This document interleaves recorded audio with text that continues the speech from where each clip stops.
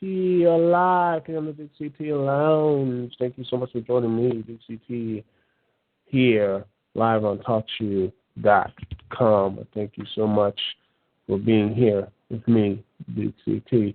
Phone number, as always, to connect to me, Dukect, is 724-444-7444.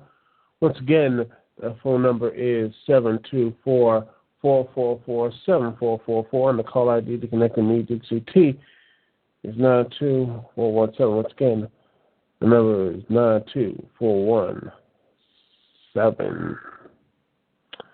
Well, it's been an interesting week here in wrestling. We had some good, got some bad, and some other stuff that has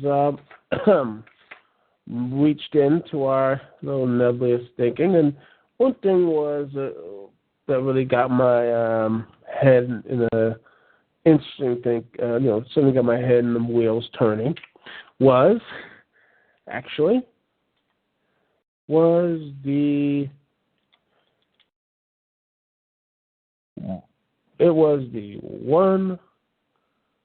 one-on-one 3-on-1 match of it was a 3-on-1 match with Bray Wyatt and the Wyatt family taking on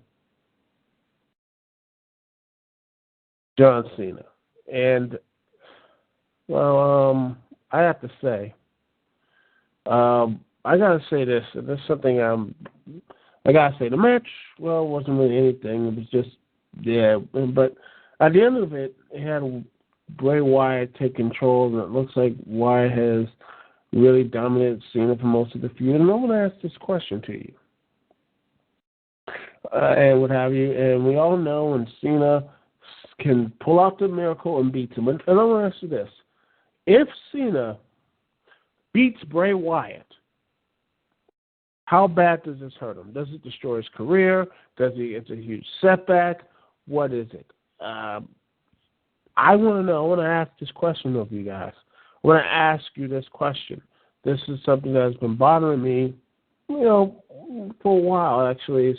Since Bray lost in a match at WrestleMania, which he should have won, because you couldn't have that fear, that little doubt, or what have you. Cena could have kept his legacy, what have you. Have Bray just pin him, or what have you, and Cena could have just continued to fight. Bray could have said, I beat you, but you still have that legacy, that monster. That little monster is coming out from you, John, or what have you, and I'll see it through at Extreme Rules or something like that. Build that stuff up. But if Cena beats Bray Wyatt, goes up 2-0, how bad does this hurt Bray?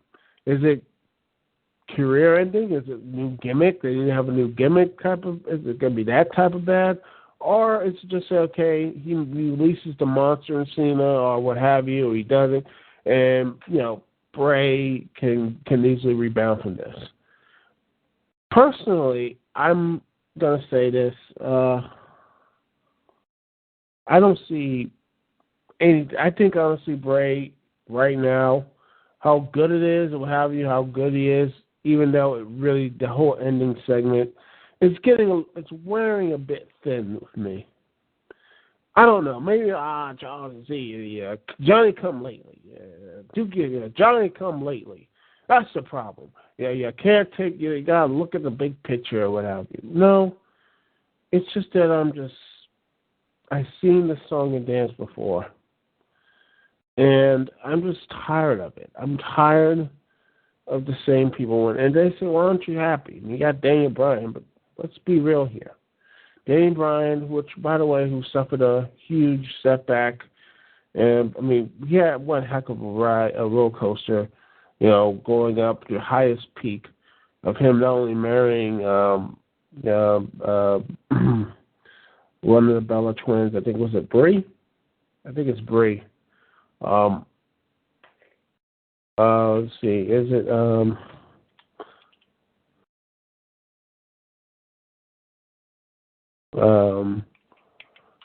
let's see.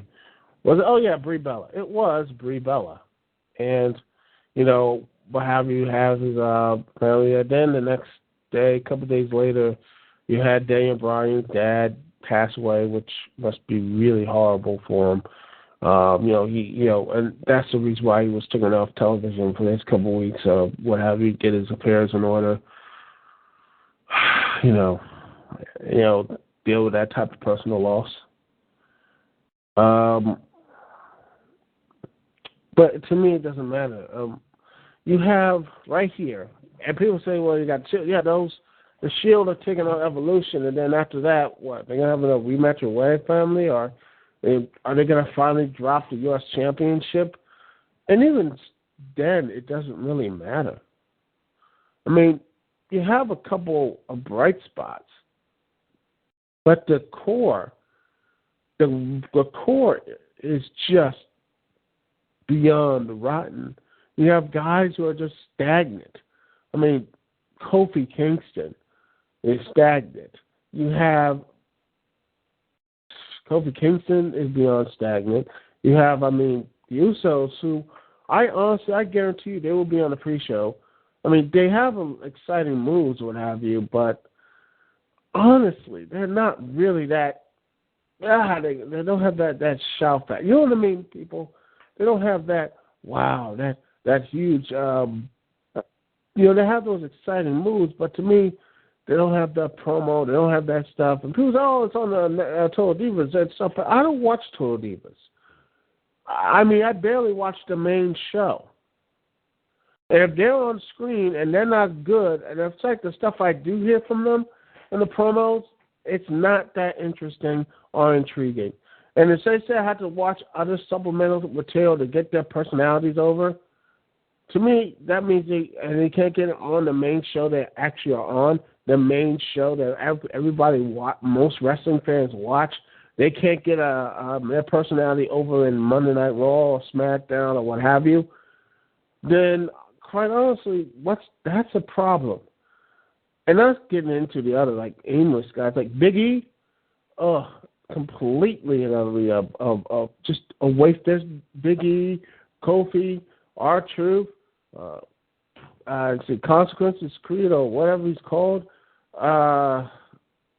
Seriously, I don't even know. Oh, Xavier Woods. Oh, yeah, him. I don't care. I mean, he's like, oh, he's going to be this 90s kid, what have you. And what has he done? Absolutely nothing. I expect Alexander Roloff or whatever, the new guy who's trying to be so dominant, I can just see him just fading away. But my point is that there's no huge guy. I mean, heck, everyone back in the day, even in WCW, they had their personalities, they had their quirks, you cared about the guys. I don't care about the main people. You care about the low card, the mid card, and the upper card, and the main event. Care about all of them. I don't care about anybody in the lower card. I damn sure don't care about the mid card. The upper mid card is only one guy, and that's Cesaro. And you can put the Shield up there as a unit. I think they're up in the upper mid cards and main event, which I think that's what they've been doing for the past couple of months, years, what have you. And the main event, you have Daniel Bryan and Randy Orton. That's it. Both of those two guys are not really what you call, setting the world on fire on promos and what have you. I know. I'm not the, like the whole Dookie, or you're the horrible person. You're the worst person in the world. Daniel Bryan's the greatest thing ever. Honestly, he's not good on the mic, and that's not a problem with that. He's not. I mean, not everybody's going to be The Rock. Not everybody's going to be, Ric Flair. Not everybody's going to be those guys. Or Dusty Rhodes. Not everybody. If everybody's like that, the world will be boring. What we have here in the WWE is that the people don't care. And when they start to care, the WWE just takes the rug right out of them. And this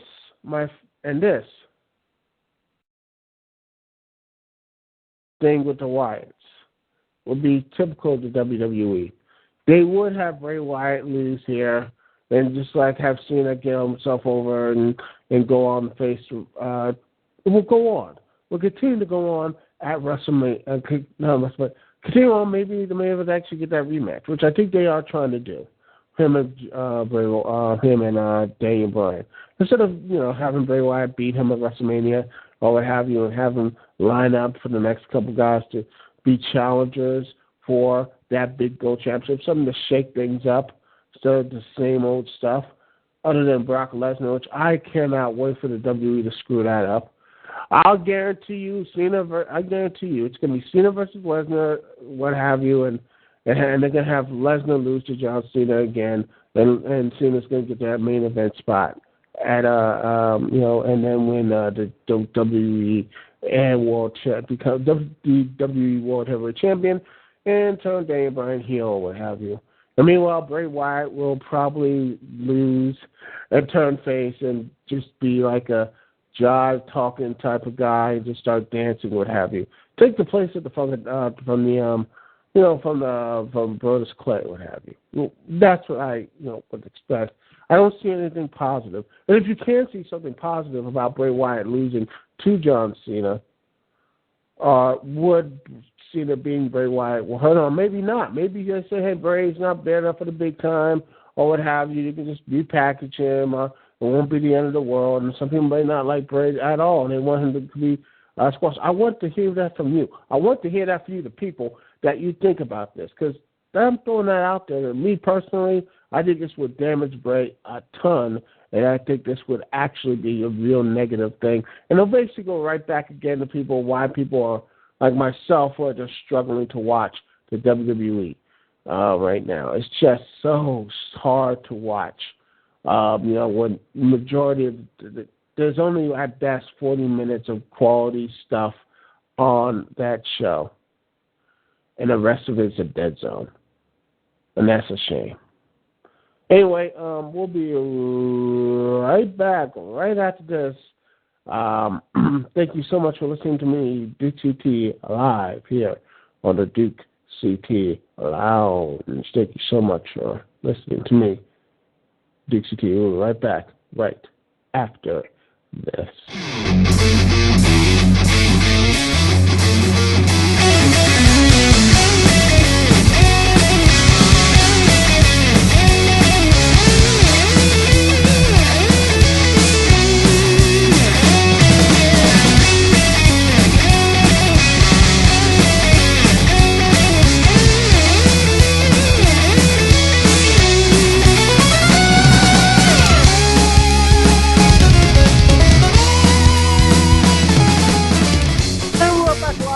On the Duke CT Lounge. Thank you so much for listening to me, Duke CT.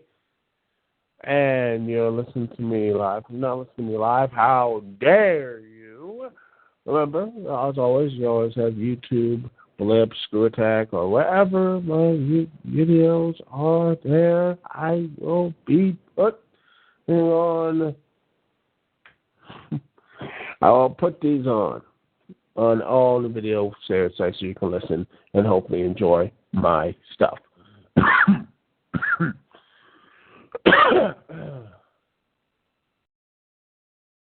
Anyway, let's talk about something that TNA or what have you. We're going to talk about Magnus, the former World Heavyweight Champion. Now, I'm going to say this. I like the idea of Magnus being World Champion, and I think he has some really good matches, but boy, TNA really did screw up the pooch on him. I didn't mind him turning heel, but it's just like they never really got him that dominating victory. He never looked dominant. He never looked like he was actually in control. Yes, he had moments of him saying, I want to face this guy by myself. And if they would have had that had Magnus actually beat AJ Styles or staying by himself and actually defeat him, with no one helping him, that would have got over greatly. I think that would have made the whole situation better. It would have made him look like a legitimate threat. I am sick and tired of the heel champions needing every single type of flukish way to get over. Same thing for Randy Orton. I'm sorry. It's the same thing. Like, I mean, if your guy can't win by himself without getting his hand needs to be held just to get him to win a one-on-one matchup, it's sad. I mean, it is really sad. I mean, do you win any match clean? Maybe you won the world title thing clean, and that was the only thing he did. But I'm sorry, like, well, he's a heel. He needs, you can't have a guy be clean because, something. Well, hell, Cody Rhodes lost to Randy Orton clean. It didn't hurt him that much. It showed him that he can hang with the best. And if you have your heel champion or a villain champion, as some people might prefer, if you have him be that much of a threat, I think this would have been a lot better off. Same with Magnus and same with Randy Orton. If you build him up at these stretches, he's long, he's the best in the world or what have you. You have him beat people by themselves. I'm not saying he does it all the time or have you. You might have some chicanery whatsoever, but the way they did it with him, the way they had everything under the sun, it reminded me like the Jeff Jarrett days of. It reminded me so much of the Jeff Jarrett days of TNA when he was main eventing. It was like, holy crap, this is just right out of the old school TNA, and it's just like, God, stop it. It's just, ugh. It's just, ugh. I hate that. And I feel like this is another problem with the industry today is that they don't know how to book real dominant heel. They don't know what to do with actual, they can't get out of that old mindset of like, we need the heel to lose, be it by vicarious means, because if they don't, destroy us the face champion, have you. No, I mean, like, for example, in the real sports, in the real world, it's like, don't like the Dallas Cowboys. But the Dallas Cowboys beat the Washington Redskins or what have you twice last year. Did that, end the Redskins or anything else? No, just say they're the better team. You don't like them, but they got the better team. They got the best of you. You move on, you dust yourself off, and you move on and try to become better.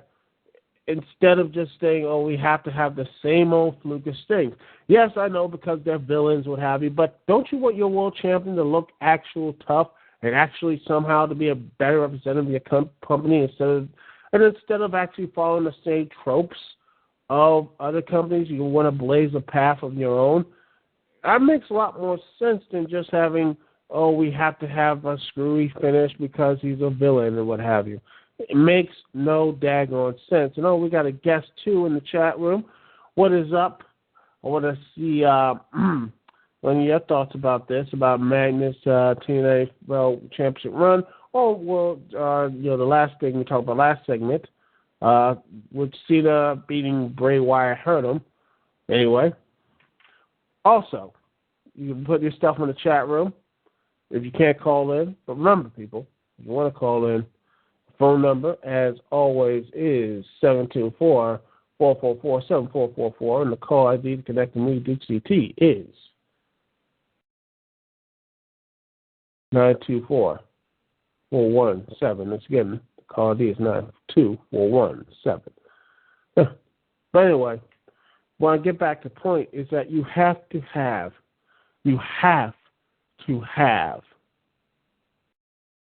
a champion who should be the person. Your champion should be a tough he should be someone to be really vaunted. Someone that it takes a lot to defeat. And then when that happens, when the villain is vanquished, you don't have to do this with like a huge nasty heel or something like that. You can do it in wild, crafty ways. You can do it like, say, Magnus can beat you with his technical skills or what have you, and other chicanery and such. I mean, use all this type of stuff. It doesn't need to be like a big power guy just to have that. Use their ring awareness to actually, to their advantage. Highlight their positives, not their negatives. Build up build everything up, and when they lose, It's a great cathartic feeling. It's like, yeah, he's a douchebag, what have you. I hate him, and he says all these things about the people who built this company, what have you. And I honestly think, again, as much as I like Eric Young as champion, I think Samoa Joe should have won the belt. I would have Samoa Joe beat Magnus at Lockdown and have, honestly, build up. Personally, after Magnus has just been taking out TNA Originals left, right, and center, you have him, heck, maybe not. I would actually do something even more interesting. I would have had him take on, say, Kurt Angle, but if Kurt Angle was injured, what have you, keep putting him up against legends, what have you. Build him up so far up that he can't be beaten. You beat up all these other people, and he's like, yes, Magnus is the best in this business. He's the best in the ring. He's best out there. He beaten all of them, and he beaten them 100% clean or what have you, or 95% by himself. He's the greatest guy out there. And not only that, you build him up, you make him look like he's $1 million, and then when he loses, or what have you, and he loses, and there's a cathartic feeling. It's a cathartic feeling of like, hey, the villain is vanquished and all things. Is like, yeah, he really deserves that. And you give him a chance to actually build up. Because I think that is the best way to do it. That is the best way to build up a champion and challenger. It is simplicity right there, and it's amazing. At both Impact Wrestling, TNA, whatever you want to prefer it, it is amazing how both of these companies, TNA, WWE, can't seem to get that across. They can't even do the simple things right, much less the things they want to do. It's just downright failure and such. And I just hope one day someone can knock some sense out there. Something, I'm hopeful. I am hopeful that maybe Ring of Honor could do something. Or heck, the new Jeff Jarrett promotion, Global Force Wrestling, might do something. I think that would be nice. I wish they would do something there. But, but I don't think that's going to happen. Guess too? Maybe you got something to chat down in the chat room, though, what have you. I want to hear, because hopefully you got something to say about this, because when I see these failed runs of world championships, when I see them, it just seems like, they could have done better. They should have done better, but they don't. And it's the reasons why they don't is just one of the most stupidest reasons out there. They don't do better because they're like, we should do this, then, we have to do this new thing or old thing or what have you, but they don't. It just, they hum and haw to a point that, till it's too late, and they wake up and realize, oh my goodness, we have no real credible opponents or credible people left. They all look like complete idiots, and we're out on the job with no one want to watch us, and no one cares, and people wonder why, TNA is looked at as a joke. How good it is. They can't help themselves. WWE is the same way. I think even worse, because they have the production values. They have the talent. They have the things they can do. But instead, they waste time. They waste it, and everyone else suffers. Honestly, it's irony right there that the best thing at WWE is NXT, and that's a wrestling show. An hour-long wrestling show. A jewel underneath the bellows of garbage that is main event, Superstars, Raw, and SmackDown. And when those little special snowflakes get out of NXT, They get out of their jewel-crested wrestling paradise, and they get onto these shows, the main event picture. And you know what happens to them? They become comedy guys and joke around. Then they just fade away. I expect the new one, Alex Rossef or what have you, to be breakdancing with Santino by SummerSlam. That's what's up. Yeah. But anyway, that's it for the show. Wow, that was nice. Another downer ending. I need to find something that would be more positive. Anyway, thank you so much for listening to me, Dukect. You can guess too. You can listen to this show live on TalkShoe.com. Also remember, YouTube, Blib, ScrewTack, That Guy Glasses Forums, or whatever that I can post these videos on and continue to make continue to make these videos and all that good stuff. My WrestleMania 20 review is coming. It's going to be a very special one. After that, I'm going to try to do the McMahon DVD for my 19th review. Then on my 20th, I'm going to be doing Watch Dogs. I'm going to be doing Watch Dogs, and I'm going to be Watch Dogs. I'm going to be doing a review on that if things go according to plan. That's my 20th review. I'm going to be doing a video game review. Another one. Yeah. Anyway, thank you so much for listening to me, Dukect. Peace and love. I'll see y'all when I see y'all. Later.